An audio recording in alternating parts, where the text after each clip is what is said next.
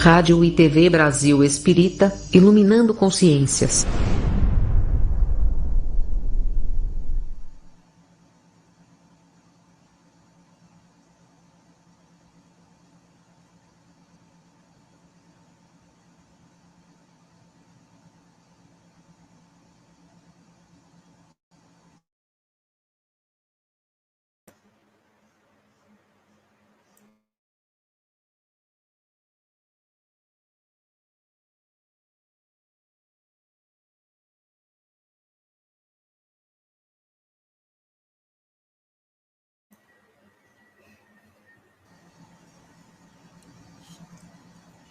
Boa noite. Boa noite, queridos amigos e ouvintes do Grupo Espírita Fé e Esperança. Hoje a nossa transmissão é pelo canal 1, né? Boa noite a todos também que estão conosco pelas várias plataformas e redes sociais. Nosso abraço também, né, a todos aqueles que nos ajudam na transmissão. Ao Sidônio, que me ajuda. E hoje contamos também com a participação do Rafael Siqueira. Boa noite, Rafael. Seja bem-vindo no nosso canal do Jeff. Boa noite, Catarina. Boa noite, Sidônio. Boa noite, Maria das Graças Lazzarini, José Antônio Ribeiro, Angelina Mondres, Hortência Regina Grelo. É um prazer estar com vocês. Eu peço a Jesus nos guarde e nos mantenha na sua paz. Muito obrigada.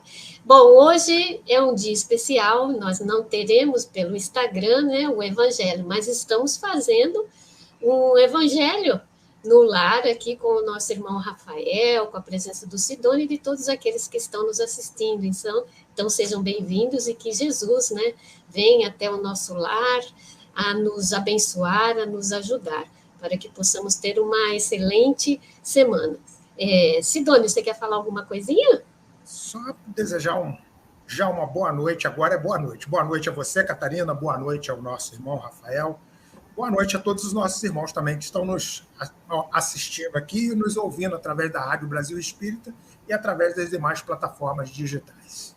Que ótimo, a gente agradece também muito a nossa parceira da Rádio Brasil Espírita, a nossa irmã Neuzinha, também um grande abraço a ela, e um grande abraço também à nossa diretora, que hoje não pôde estar aqui, mas quem sabe ela entra, Maria das Graças, quem sabe ela chega a tempo, que ela teve um compromisso e não pôde estar presente.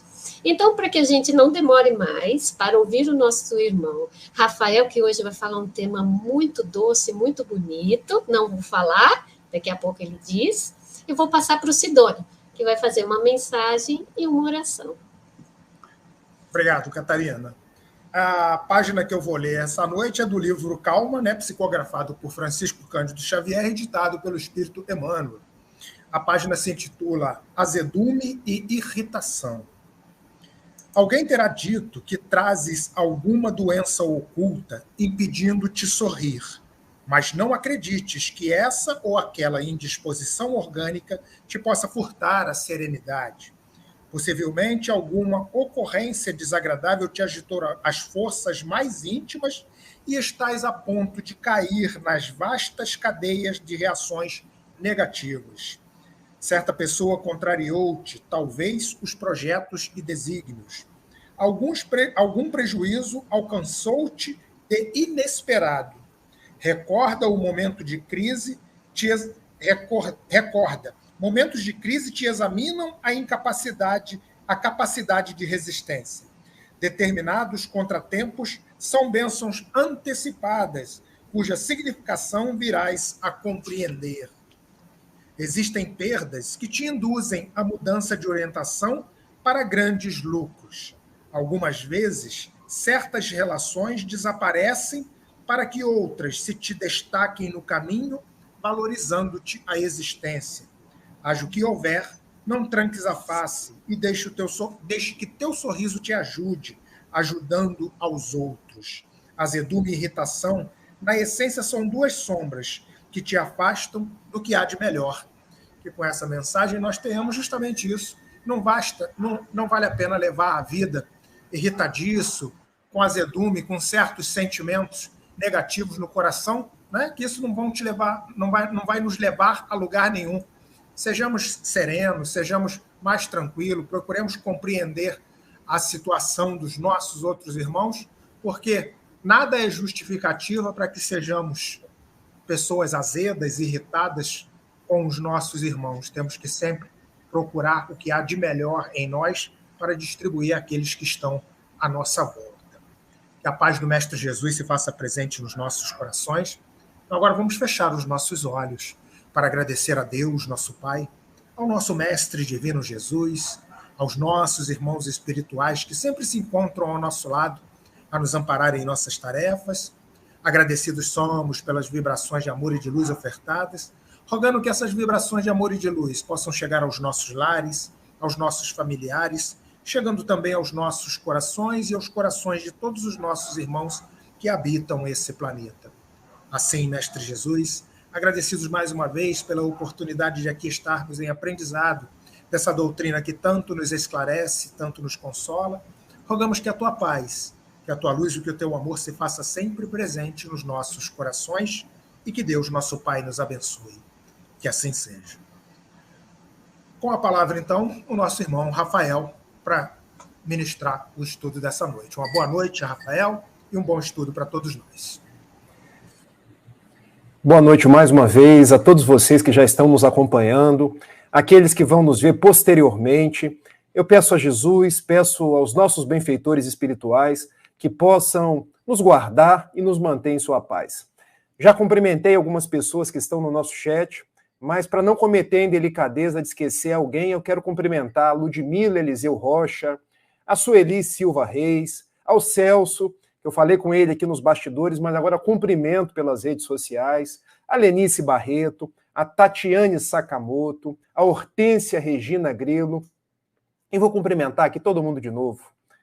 Angelina Mondres, Maria das Graças Lazzarini, a José Antônio Barreto, eu acho que foi todo mundo.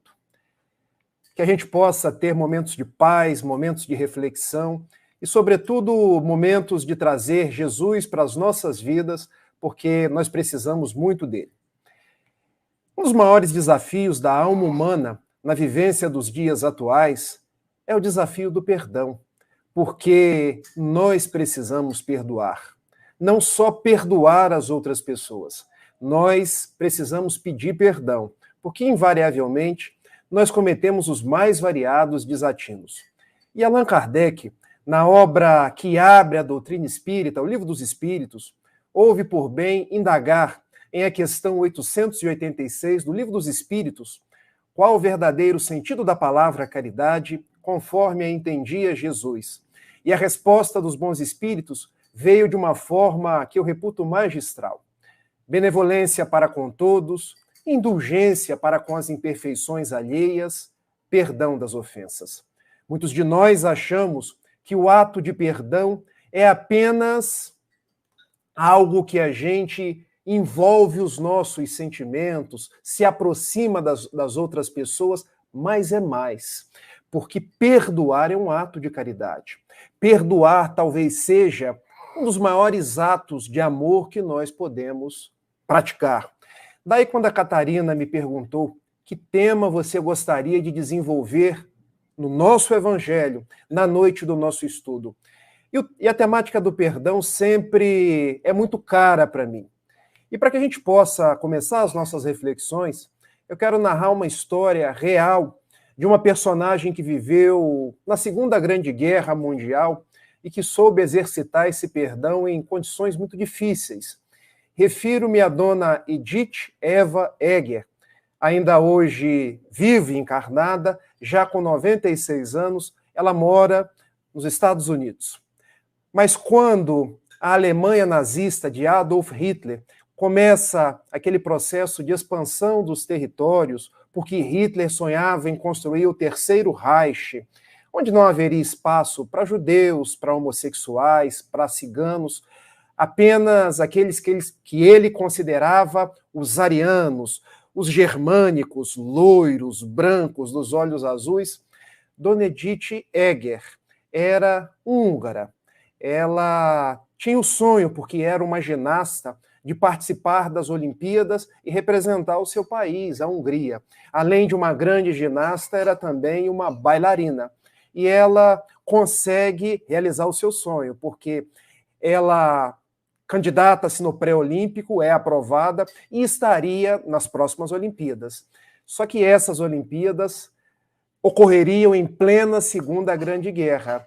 E nós sabemos que durante a Segunda Grande Guerra Mundial não ocorreram as Olimpíadas. Mas Hitler, sabendo que ela era judia, resolve, para com ela e outros atletas de natureza hebraica, judia, tecer alguns aspectos de muita brutalidade, porque ele manda dizer a todo atleta de natureza judia: vocês não vão participar das Olimpíadas. E mais, vocês irão treinar todo atleta alemão para que eles se tornem melhores, para que eles se tornem cada vez mais capacitados, porque vocês são uma sub-raça. Se vocês servem para alguma coisa, devem servir para que a nossa raça, a raça ariana, seja cada vez melhor. Ela não se entrega. Poderia já naquele momento ali desistir da vida, fazer um quadro depressivo, poderia se suicidar, mas não. Ela resolve treinar um outro atleta. Aliás, era também um desportista e ela estaria ensinando o seu ofício. Ensinaria a outra pessoa a ser ginasta tal qual ela. Mas é bem verdade que ela treinou, mas as Olimpíadas, já no clímax da guerra, não ocorreram. E Hitler, já ali pelo final da década de 30, início da década de 40 do século passado, resolve pegar todo cidadão de natureza judia, de qualquer país que estivesse, e recolher em vagões de trens e levar para os conhecidos campos de concentração. E com Dona Edith Eger não foi diferente. Ela foi presa e levada para um dos piores campos de concentração que a história já conheceu, o campo de Auschwitz, que particularmente eu tive a oportunidade de visitar e sentir as mais, como eu posso dizer, as mais paradoxais emoções visitando aquele campo de extermínio onde morreu tanta gente. E sendo recolhida àquele campo, ela muito jovem, atleta, não morreu, não foi sacrificada numa câmara de gás como morriam os judeus.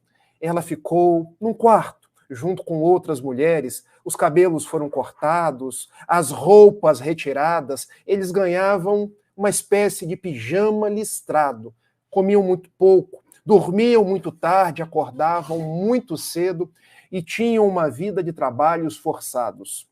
Fazia muito frio em Auschwitz, na Polônia, e o trabalho era cozinhar, carregar pedras, fazer cercas, e foi assim que ela passou muitos anos da sua vida.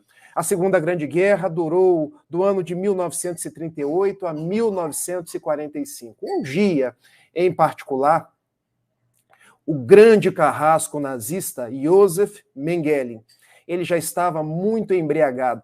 Ele resolve adentrar no quarto das mulheres e pergunta se alguém sabia dançar. Porque os nazistas tinham requintes de crueldade. Ele, já embriagado, queria que uma daquelas mulheres esquálidas dançasse para ele. E Dona Edith Eger, antes que Josef Mengele sacrificasse uma das mulheres no quarto, ela levanta os braços. Eu sei dançar. E Mengele liga a ópera de Strauss, o Danúbio Azul, e pede para que ela dance. Dance. E ela, muito magra, sem força, dança como ninguém. E vocês poderiam perguntar, como alguém pode dançar para o seu algoz? Mas é porque quando ela dançava, ela se lembrava de sua mãe, também húngara, que lhe dizia: minha filha, nós podemos trabalhar a nossa raiva de duas formas.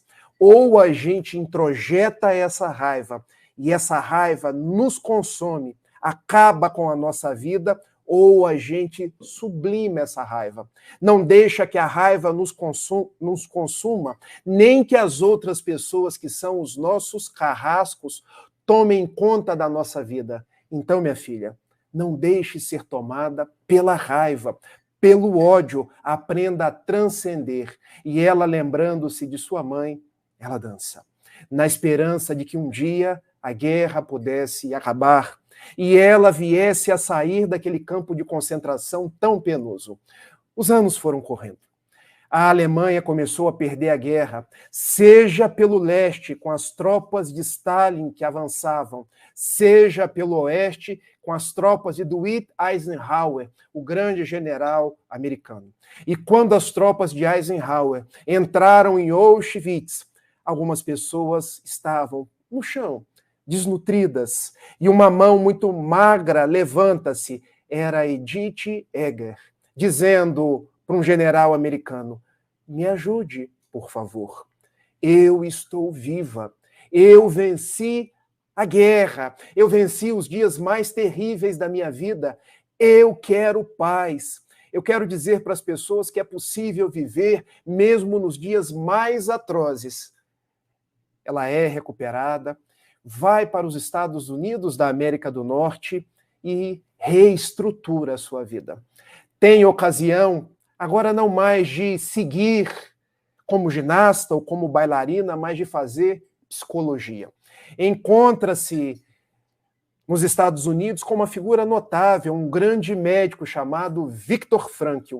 Estuda a logoterapia, a terapia que devolve o sentido da vida. Porque se nós temos um sentido para a nossa vida, como dizia Viktor Frankl, nós podemos suportar qualquer adversidade, qualquer dificuldade, porque os nossos olhos divisam um horizonte. E ela começa a escrever, começa a atender pessoas que tinham raiva, pessoas que odiavam outras pessoas, e ela, com o seu propósito da logoterapia, dizia aos seus pacientes: não guardem raiva, porque a raiva faz mal para você. Não permitam que a outra pessoa que te machucou, que te feriu, continue tomando conta da sua vida. Dilua o passado.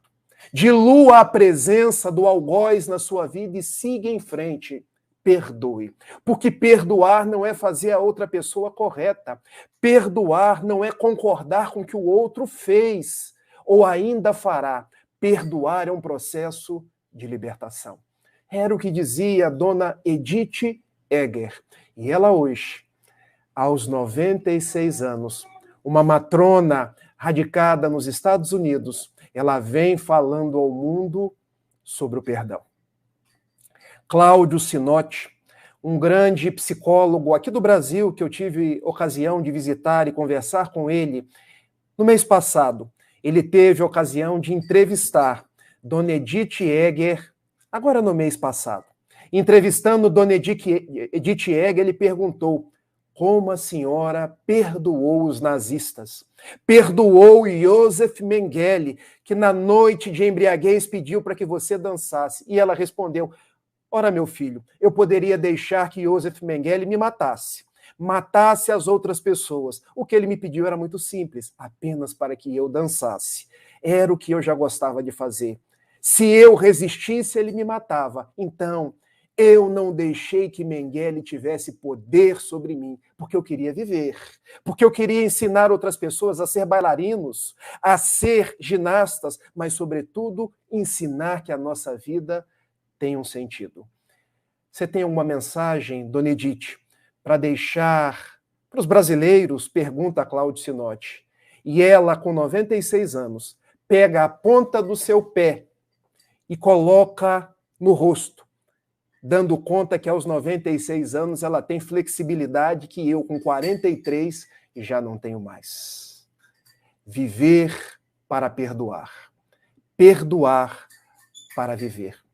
Quando eu leio sobre a vida de Dona Edith Eva Eger, eu me dou conta da proposta de Jesus, lá no Evangelho de Mateus, no capítulo 18, versículos de 21 a 22, quando Simão Pedro indaga ao mestre amado: mestre, quantas vezes devo perdoar aquele que me ofendeu?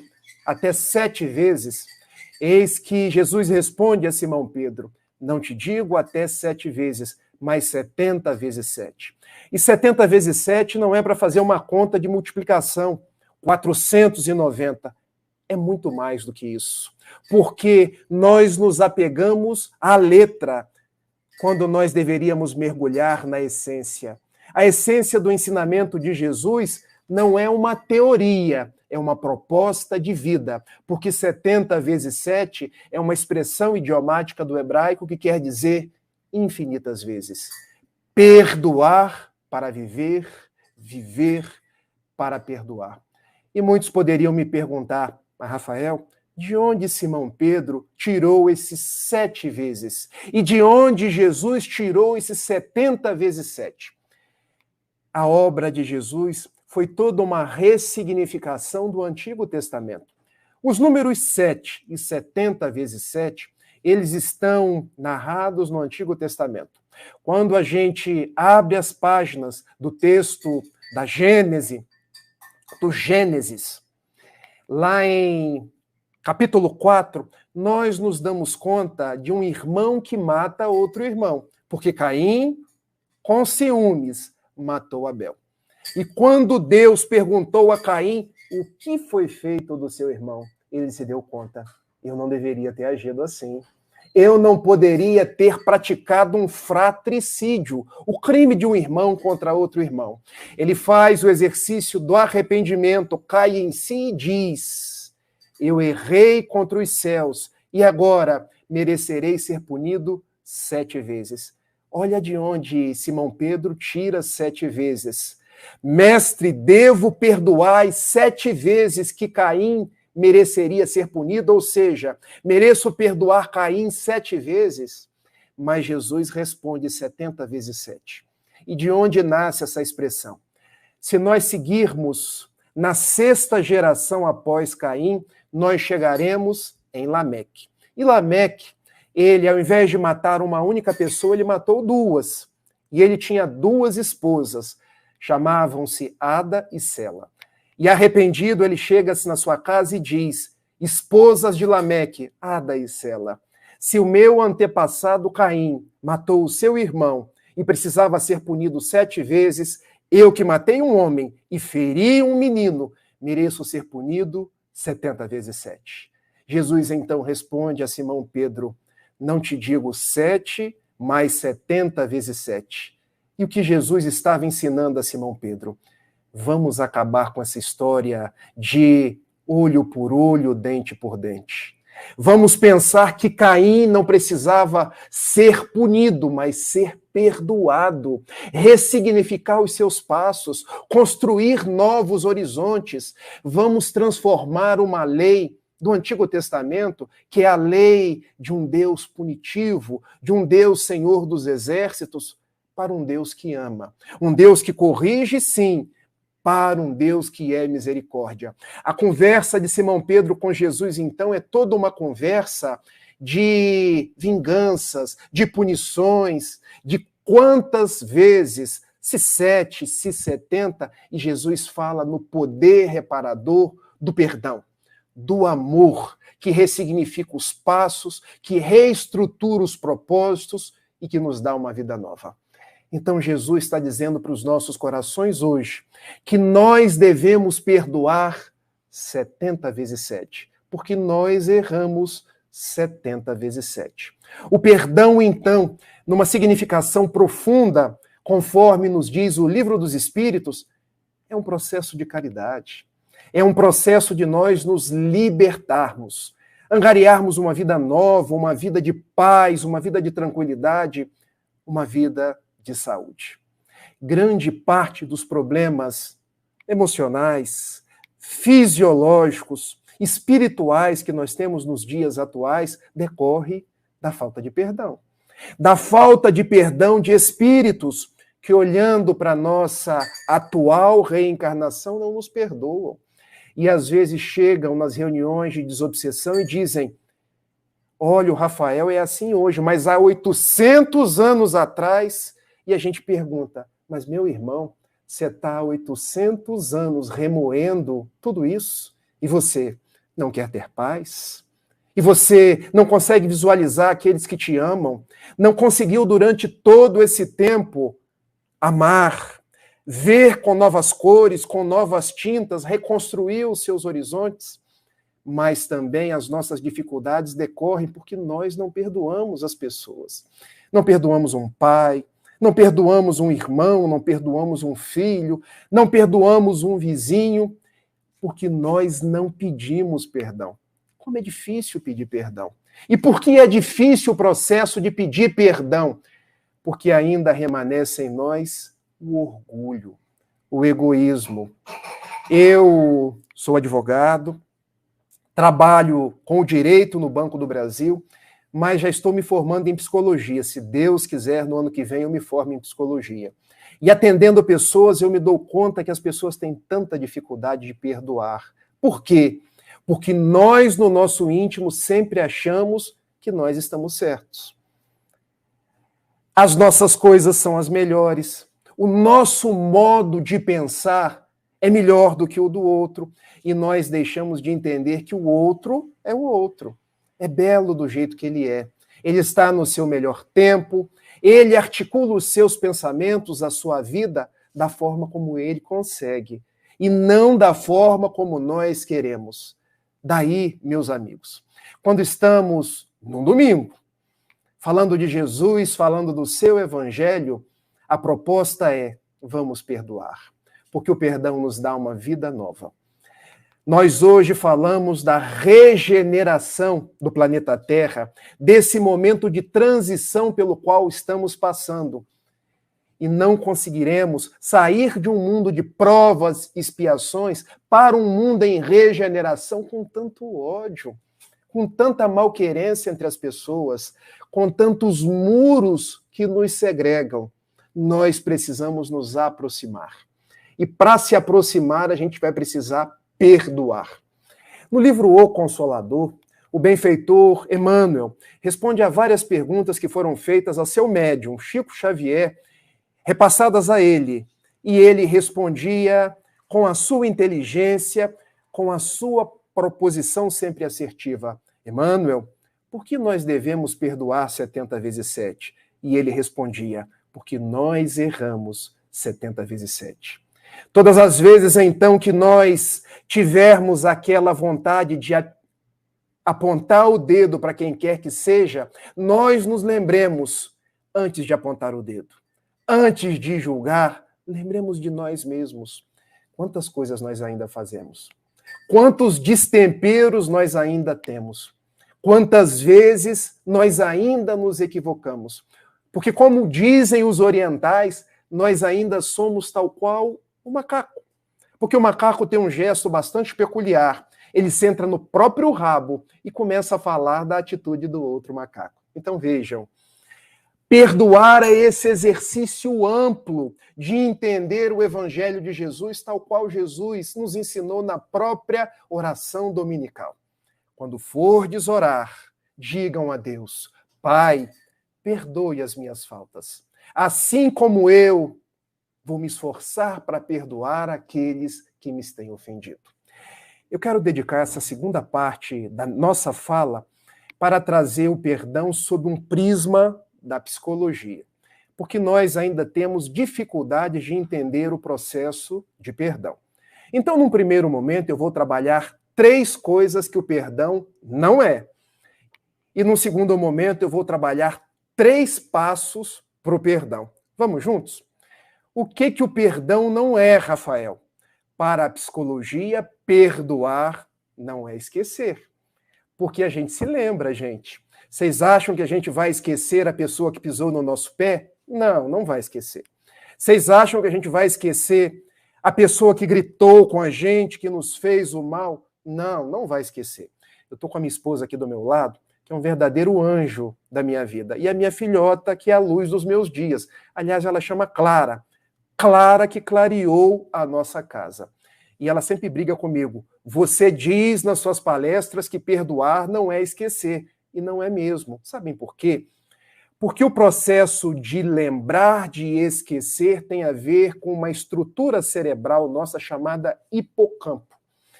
A gente só esquece quando está com algum problema fisiológico. Quando está num processo de Alzheimer, quando está com algum processo psicobiofisiológico, ou seja, quando a gente está com alguma enfermidade. Uma pessoa que está estruturada, saudável, equilibrada, ela se lembra. Porque perdoar não é esquecer. Perdoar, a gente vai lembrar, mas vai procurar lembrar diluindo a raiva. Não permitindo que a raiva nos tome. A gente vai aprender a gerenciar a raiva. Guardem isso. Nenhuma emoção a gente controla, porque ela existe. Todas as emoções estão dentro de mim, mas eu posso aprender a gerenciar as emoções. Porque ao invés da raiva me tomar, ao invés do rancor me tomar, eu gerencio. Por quê? Se alguém me dá uma fruta estragada, se alguém me dá uma maçã estragada, eu vou te dar uma melancia estragada, que é maior e vai fazer mais mal. Estou gerenciando a minha emoção? Não. Estou me vingando. Daí, perdoar não é esquecer. Perdoar é lembrar, mas diluir o ressentimento. Porque ressentimento quer dizer sentir mais de uma vez. Ou seja, de tanto sentir mais de uma vez, eu me adoeço. Segunda coisa que o perdão não é. Perdoar não é tornar outra pessoa correta. Falando no popular, tem gente que acha que se eu perdoar o outro, eu estou dando uma carta de alforria para ele, ou estou dando uma sentença absolutória. Você sabe o que é uma sentença absolutória? É quando um juiz criminal absolve uma pessoa. Quando eu perdoo, eu não estou absolvendo ninguém. Quando eu perdoo, eu estou trazendo paz, saúde e alegria para a minha vida. Aquele que me ofendeu, ele está em curso na lei de causa e efeito. Ele está em curso nos erros que cometeu, porque a semeadura é livre, mas a colheita se dá de acordo com aquilo que nós plantamos. Eu só não preciso ficar com uma pedra na mão querendo atirar na pessoa. Eu só não preciso ser o justiceiro daquele que errou. Eu posso escolher viver em paz.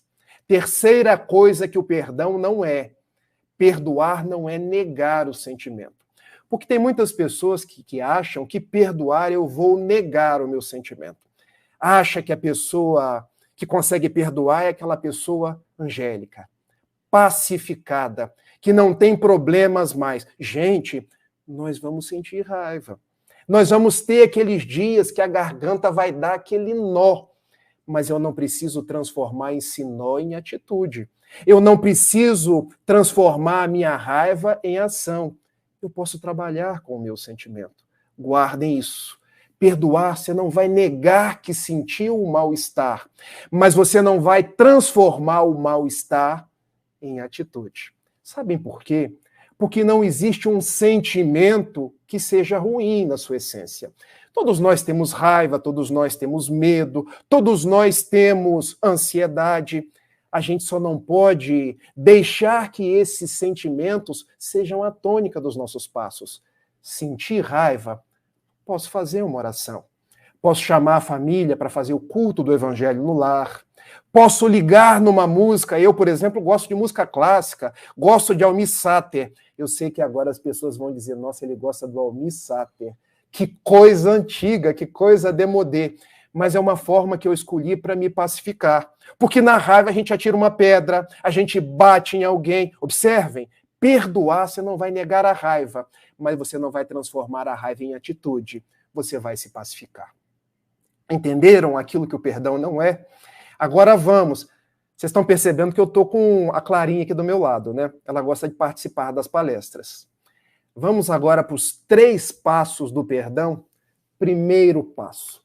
Se eu ainda não consigo perdoar, um primeiro passo é desculpar. Observem a palavra desculpar. Des quer dizer retirar.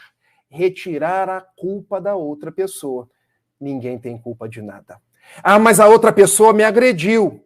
Tudo bem, o escândalo há de vir. Mas ai daquele por quem o escândalo venha. Porque quando alguém me agride, eu preciso aprender algo com aquela coisa. De uma certa forma, aquele fato negativo precisava vir até mim para que eu aprendesse a ressignificar a minha vida, a aprender novos valores, a dar novas tintas à minha existência. Mas eu posso desculpar as outras pessoas. Em verdade, eu posso até agradecer a outra pessoa, porque por meio dela eu estou construindo um novo Rafael. Se eu não consigo perdoar, comecemos desculpando, retirando a culpa das outras pessoas, retirando esse peso que a gente coloca na vida e nos outros. Um segundo passo para a tarefa de perdoar é: vamos ter empatia. E o que é empatia? Empatia é uma palavra que vem do grego. Empatos. Em quer dizer para dentro, patos quer dizer emoção. É o processo de nós adentrarmos o sentimento, a emoção da outra pessoa. Nos conectar com a afetividade dela. Conectar as nossas dificuldades com a dificuldade daquele que nós vamos perdoar. E por que isso, meus amigos? Uma tarefa muito simples. Quando eu me coloco no lugar da outra pessoa, eu começo a entender as razões pelas quais ela agiu desse ou daquele jeito. Eu começo a entender que ela não é um retrato, mas ela é um filme. E esse filme tem um antes, esse filme tem um depois. Eu quero contar uma história breve para vocês. Eu tive muitas dificuldades com o meu pai. E ele me permite que eu conte essa história. Meu pai já está há 17 anos nos Alcoólicos Anônimos. E ele hoje fala para mim assim: meu filho, a cada dia eu agradeço o poder superior, porque eu já estou há 24 horas sem beber. E eu peço a ele força para ficar outras 24 horas na mesma tonalidade, no mesmo tônus. E assim ele já está há 17 anos. Mas quando eu era mais jovem, eu tinha muitas dificuldades, porque ele chegava embriagado em casa, ele não conseguia se relacionar comigo, com a minha irmã direito. Eu tinha raiva. E a raiva não constrói, a raiva destrói. Mas comecei a fazer o exercício da empatia, conectei-me com o sentimento do meu pai, procurei me colocar no lugar dele e me dei conta: meu pai foi uma criança que não teve os mesmos recursos que eu. Foi criada em Bom Jesus do Itabapuana, no meio da pobreza, com pais muito rígidos, muito ríspidos. Não teve a educação espírita que eu tive. Às vezes não tinha sequer o que comer na mesa. Não foi apresentado a Jesus do mesmo jeito que eu fui apresentado. Então eu pensei: puxa, ao invés de criticá-lo, por que não ajudá-lo? E quando ele fez o primeiro esforço para ir para os Alcoólicos Anônimos: vai sim, meu pai, e eu vou com você. Eu te apoio nas suas decisões. Ao invés dos julgamentos, o apoio. Há uma frase de André Luiz que é muito significativa: não critique, auxilie. E eu fui a 2 reuniões nos Alcoólicos Anônimos. Eu escutei tantas pessoas falando dos seus dramas, das suas dificuldades. Escutei o meu próprio pai dizendo das suas dores, das suas dificuldades.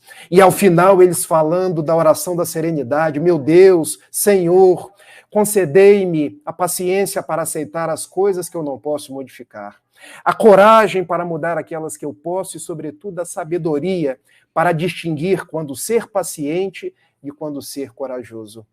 E me dei conta. O meu pai não precisava de julgamentos. O meu pai precisava de auxílio. E eu só entendi isso quando eu fiz o exercício de sair de um filho que tinha tudo para entender uma pessoa que tinha fobia social, que tinha dificuldades as mais diversas e que merecia auxílio.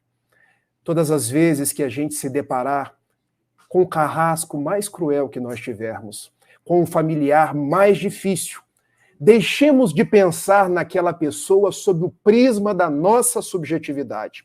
Porque quando pensa no outro, a gente costuma pensar assim: se eu estivesse no lugar dele, eu faria do meu jeito. Mas empatia não é isso. Se eu estivesse no lugar dele, eu procuraria entender as razões dele. Eu pensaria com a vida que ele tem para procurar me conectar. Porque nós somos diferentes, meus irmãos. E o processo de perdoar é um processo de aproximação, não é um processo de julgamento. O terceiro passo para a nobre tarefa de perdoar é liberte-se. Como isso, Rafael? Libertar é eu não preencher a minha mente com o passado e com o peso da outra pessoa. Porque o ressentimento é exatamente eu ficar com o passado na minha cabeça. Já viram uma DR de casal? Meu bem, vamos falar sobre aquele fato? Que fato? Às vezes o parceiro nem lembra. Há 30 anos atrás você me fez isso e começa uma discussão e o outro nem lembra mais. Vamos esvaziar nossa cabeça do passado, porque o passado já passou. Há uma frase do Buda, o príncipe Siddhartha Gautama, quando ele propõe: o passado já passou, é um hoje que já passou. O futuro ainda não chegou, é um hoje que ainda está por vir. O nosso melhor momento é aqui, é agora. Libertar-se é deixar o passado para viver aqui e agora. Mas libertar-se também é tirar o peso da outra pessoa da nossa vida.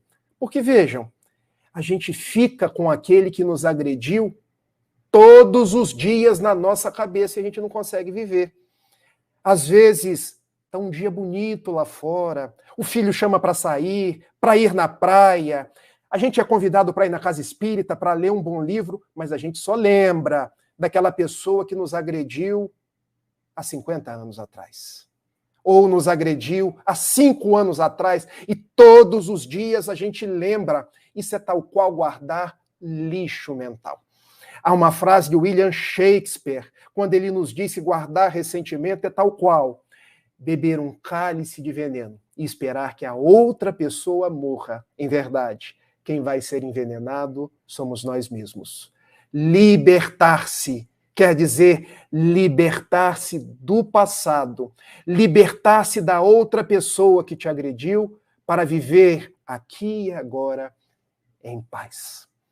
Para que a gente possa aí caminhar para o nosso encerramento, já que nos foi conferido 50 minutos de fala, eu quero relembrar uma história que eu aprendi nas nossas Comerges, Confraternização das Mocidades Espíritas do Estado do Rio de Janeiro, também nas nossas Semanas Espíritas, Senofes, do Norte e Noroeste Fluminense, porque hoje estou em Niterói, mas sou da cidade de Itapiruna. E essa história pode ser uma história do dia a dia. Ela fala para crianças, mas serve para crianças jovens há mais tempo, jovens há muito tempo, porque imaginem que um dia o nosso filho chega em casa e ele diz assim: papai, eu estou com raiva do meu colega. E por que você está com raiva do seu colega? Porque o meu colega fez bullying comigo. Estou trazendo a história para os dias atuais. Ele me chama de nomes feios, ele me segrega na sala de aula. Eu quero me vingar dele, papai. Você me ajuda? E nós, como pais, podemos virar para o nosso filho: bom, eu vou te ajudar, porque eu sou seu pai. Mas antes, eu quero te propor uma tarefa. Vamos até o quintal da nossa casa. E chegando no quintal, lá estão as roupas que acabaram de ser lavadas. Aqui em Niterói ficaria difícil essa dinâmica, né? Porque nós não temos quintal, mas nós temos a área de serviço. Talvez aí em Três Rios, em Volta Redonda, ainda tenhamos aquelas varandas, aqueles quintais com flores, com cachorros. Levemos o nosso filho para o quintal. Peçamos a ele que imagine que a roupa no varal é o colega do qual ele quer se vingar. Meu filho, eu agora te proponho, com uma pedra de carvão, com várias pedras de carvão na mão, que você tome delas e atire nas roupas. Atire com toda a sua força. Vingue-se, meu filho, mas vingue-se com força. Ah, papai, mas que tarefa boa, isso vai ser muito fácil. Eu vou descarregar a minha raiva, pois fique aí uma meia hora. Papai vai lá dentro, vai tomar uma água e depois ele volta. Quando nós voltarmos e o filho vem à nossa direção e nos diz: papai, eu estou ótimo, Estou vendo, meu filho, você está ótimo. Mas você percebe alguma coisa? Percebo, papai. Eu nunca estive de alma tão lavada como eu estou agora. Peguemos o nosso filho pelo braço, levemos no espelho do banheiro e peçamos ele para observar. Como você está, meu filho? Papai, nada bem. E por que nada bem? Porque a fuligem do carvão, papai, desceu pelo meu braço, desceu pela minha roupa, pegou no meu rosto e eu estou todo sujo. Pois é, meu filho. Quando você pensa estar agredindo outra pessoa, se vingando da outra pessoa, desforrando a sua raiva, ao invés de agredir o outro, você está agredindo a você mesmo. Porque a fuligem, porque o mal-estar, porque todo esse ranço mental, psicológico e espiritual fica em você mesmo. Como que eu me limpo agora, papai? Bom, você vai tomar um banho. Chegue depois para a gente tomar um café. E quando o menino vem para tomar café, a gente pode sentar-se com ele. Qual a proposta, papai? Pense no seu colega. Imagine que ele não tem um pai amoroso como o seu. Será? Pode ser. Imagine que ele não tem um lanche para comer na hora do recreio. Será? Quem sabe? Leve um pedaço de lanche para ele amanhã. Imagine que o seu colega não tem a mesma facilidade para aprender que você. Ajude-o. Será, papai? Pois muito bem. Amanhã eu vou me aproximar dele. E o menino se aproxima, e o menino divide o lanche, e o menino conversa, e o filho chega no outro dia. E aí, meu filho? Papai, eu não quero me vingar mais. Por quê? Porque eu descobri que aquele que eu julgava o meu pior inimigo pode ser o meu melhor amigo. Conte-me, meu filho. Papai, ele realmente não tem paz. Tem muitas dificuldades financeiras. Quando eu dividi o lanche com ele, saiu uma lágrima dos seus olhos. E ele me disse, nunca ninguém dividiu um lanche comigo. Aliás, nunca ninguém se aproximou de mim como você se aproximou hoje. E eu quero dizer, aproxime-se mais. Você quer ser meu amigo? Eu tenho agredido as pessoas como uma resposta a todas as agressões que eu tenho sofrido, a começar dentro de casa, durante toda a minha vida. Papai, aí quem chorou fui eu, papai. E eu quero te perguntar, como eu faço para ser amigo dele? Haja conforme você agiu hoje. Esqueça o dia de ontem. Abrace essa pessoa, porque você e ele são filhos de Deus. E daquele caso de ódio do dia anterior, formou-se um caso de parceria. Diz a veneranda Joana de Ângeles que o ódio não é o contrário do amor. O ódio é apenas o amor adoecido. E se adoeceu, pode converter-se em amor novamente. Só depende de nós. Há um grande poeta romano de nome Tertuliano, que ele dizia numa proposta bem sábia, se você quer ser feliz por alguns instantes, vingue-se. Mas se você quer ser feliz por toda a vida, perdoe. Relembrando então de Jesus, quando disse a Simão Pedro, não te digo apenas 7, Simão, mas 70 vezes 7. Relembrando então de Allan Kardec, quando pergunta aos imortais qual o verdadeiro sentido da palavra caridade, conforme a entendia Jesus. E os benfeitores imortais respondem, benevolência para com todos, indulgência para com as imperfeições alheias, perdão das ofensas. Relembrando da proposta psicológica que nos diz que perdoar é deixar o passado, é deixar o peso das outras pessoas para ganhar a saúde. Eu conclamo a cada um de vocês, eu conclamo a nós, sigamos em frente, sigamos perdoando, pedindo perdão para viver uma vida plena. Gostaria de encerrar com José Silvério Horta, um padre que se fez monsenhor e já desencarnado retorna pela psicografia de Francisco Cândido Xavier num livro notável, Antologia dos Imortais, dizendo mais ou menos assim, louvado seja Senhor Jesus, na glória imortal do lar celeste, pelos bens que tu nos destes, no evangelho da nossa redenção. Na tarefa renovada que o teu olhar nos consente, de espíritos reverentes nós rogamos pelo teu amor. Pobres cegos, que desde milênios estamos fugindo à luz que nos elevas. Hoje, Senhor, a nossa oração rompe as trevas. Escuta-nos e, se possível, vem. Vem retificar o nosso passo, a fim de que trilhemos a estrada corrigida. Vem sustentar nossa vida, nossa lida, na fonte inesgotável do eterno bem. Dá-nos, Senhor, tua bênção, bênção que nos conforta, bênção que nos levanta, para que a tua doutrina santa, este imbatível espiritismo, vibre pura e cresça dentro de nós. Faze, Senhor, com que nós todos, nesta caminhada incessante, a cada dia, a todo instante, possamos ouvir tua voz. Ampara nossa esperança, socorre nossa pobreza e liberta nossa alma ainda presa de tanto erro nessa multissecular imperfeição. Mestre excelente, estro de toda a verdade, ensina-nos a guardar-te com unção, com devoção, na intimidade sincera, ainda que singela, do próprio coração. Muito obrigado, Senhor da vida, muita paz, muito perdão e um grande beijo, meus queridos irmãos. Que assim seja.